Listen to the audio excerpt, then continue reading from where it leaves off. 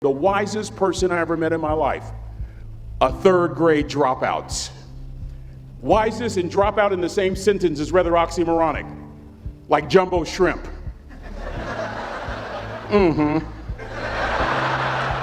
Like fun run, ain't nothing fun about it. Like Microsoft Works, y'all don't hear me. I used to say like country music, but I've lived in Texas so long, I love country music now. I hunt, I fish, I have cowboy boots and cowboy. Y'all, I'm a black neck redneck. Do you hear what I'm saying to you? No longer oxymoronic for me to say country music. And it's not oxymoronic for me to say third grade and dropout. That third grade dropout, the wisest person I ever met in my life, who taught me to combine knowledge and wisdom to make an impact, was my father. A simple cook. Wisest man I ever met in my life.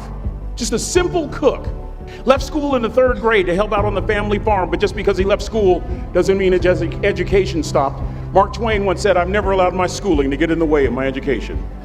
My father taught himself how to read, taught himself how to write, decided in the midst of Jim Crowism, as America was breathing the last gasp of the Civil War, my father decided he was going to stand and be a man. Not a black man, not a brown man, not a white man, but a man. He literally challenged himself to be the best that he could all the days of his life. I have 4 degrees. My brother is a judge. We're not the smartest ones in our family. It's a third grade dropout daddy. A third grade dropout daddy who was quoting Michelangelo, saying to us, "Boys, I won't have a problem if you aim high and miss, but I'm gonna have a real issue if you aim low and hit." A country mother quoting Henry Ford, saying, "If you think you can or if you think you can't, you're right." I learned that from a third grade drop. Simple lessons. Lessons like these. Son, you'd rather be an hour early than a minute late. We never knew what time it was at my house because the clocks were always ahead. My mother said for nearly 30 years, my father left the house at 3:45 in the morning. One day she asked him, "Why, Daddy?" He said, "Maybe one of my boys will catch me in the act of excellence." I want to share 2 things with you. Aristotle said, "You are what you repeatedly do." Therefore, excellence ought to be a habit, not an act. Don't ever forget that. I know you're tough, but always remember to be kind. Always. Don't ever forget that. Never embarrass mama. Yeah. If mama ain't happy, ain't nobody happy. If daddy ain't happy, don't nobody care. But I'm trying to tell you. Next lesson. Lesson from a cook over there in the galley. Son, make sure your servant's towel is bigger than your ego. Ego is the anesthesia that deadens the pain of stupidity. Y'all might have a relative in mind you want to send that to. Let me say it again. Ego is the anesthesia that deadens the pain of stupidity. Pride is the burden of a foolish person. John Wooden coached basketball at UCLA for a living, but his calling was to impact people. And with all those national championships, guess what he was found doing in the middle of the week? Going into the cupboard, grabbing a broom, and sweeping his own gym floor. You want to make an impact? Find your broom. Every day of your life, you find your broom. You grow your influence that way. That way you're attracting people so that you can impact them. Final lesson. Son, if you're gonna do a job, do it right. I've always been told how average I can be. Always been criticized about being average. But I want to tell you something. I stand here before you, before all of these people, not listening to those words, but telling myself every single day to shoot for the stars, to be the best that I can be. Good enough isn't good enough if it can be better, and better isn't good enough if it can be best. Let me close with a very personal story that I think will bring all this into focus. Wisdom will come to you in the unlikeliest of sources, a lot of times through failure. When you hit rock bottom, remember this. While you're struggling, rock bottom can also be a great foundation on which to build and on which to grow. I'm not worried that you'll be successful. I'm worried that you won't fail from time to time. Person that gets up off the canvas and keeps growing, that's the person that will continue to grow their influence. Back in the 70s, to help me make this point, let me introduce you to someone. I met the finest woman I'd ever met in my life. Back in my day, we'd have called her a brick house. This woman was the finest woman I'd ever seen in my life. There's just one little problem. Back then, ladies didn't like big old linemen. The blind side hadn't come out yet. They like quarterbacks and running backs. We're at this dance, and I find out her name is Trina Williams from Lompoc, California. And we're all dancing, and we're just excited. And I decide in the middle of dancing with her that I would ask her for her phone number. Trina was the first one.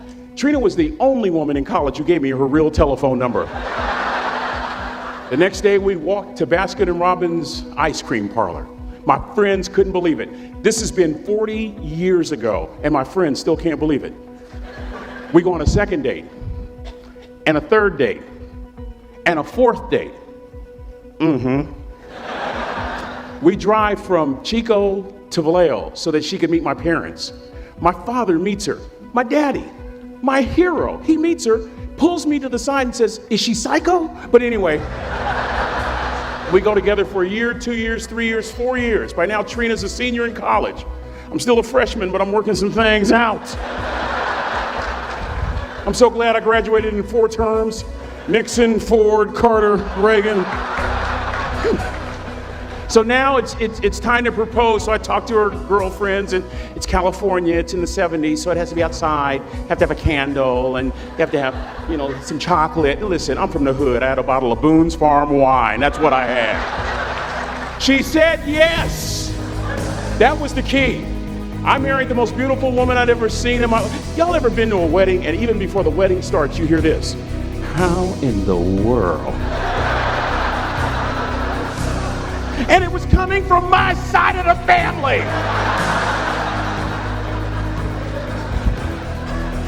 We get married, we have a few children, our lives are great. One day, Trina finds a lump in her left breast. Breast cancer. 6 years after that diagnosis, me and my 2 little boys walked up to Mommy's casket.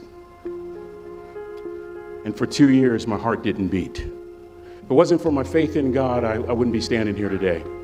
If it wasn't for those 2 little boys, there would have been no reason for which to go on. I was completely lost.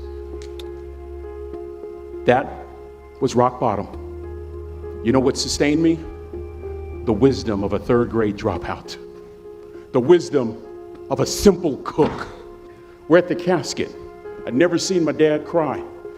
But this time I saw my dad cry. That was his daughter. Trina was his daughter, not his daughter-in-law. And I'm right behind my father, about to see her for the last time on this earth. And my father shared 3 words with me that changed my life right there at the casket. It would be the last lesson he would ever teach me. He said, "Son, just stand. You keep standing. You keep standing, no matter how rough the sea, you keep standing." And I'm not talking about just water. You keep standing. No matter what, you don't give up. And as clearly as I'm talking to you today, these were some of her last words to me. She looked me in the eye and she said, "It doesn't matter to me any longer how long I live. What matters to me most is how I live." I ask y'all one question, a question that I was asked all my life by a 3rd grade dropout. How you living? How you living? Every day, ask yourself that question, how you living? Here's what a cook would suggest you to live this way. That you would not judge, that you would show up early, that you'd be kind, that you'd make sure that that servant's towel is huge and used, that if you're gonna do something, you do it the right way. That cook would tell you this, that it's never wrong to do the right thing, that how you do anything is how you do everything. And in that way, you will grow your influence to make an impact. In that way, you will honor all those who have gone before you, who have invested in you. Look in those unlikeliest places for wisdom. Enhance your life every day by seeking that wisdom and asking yourself every night, how am I living? May God richly bless y'all. Thank you for having me.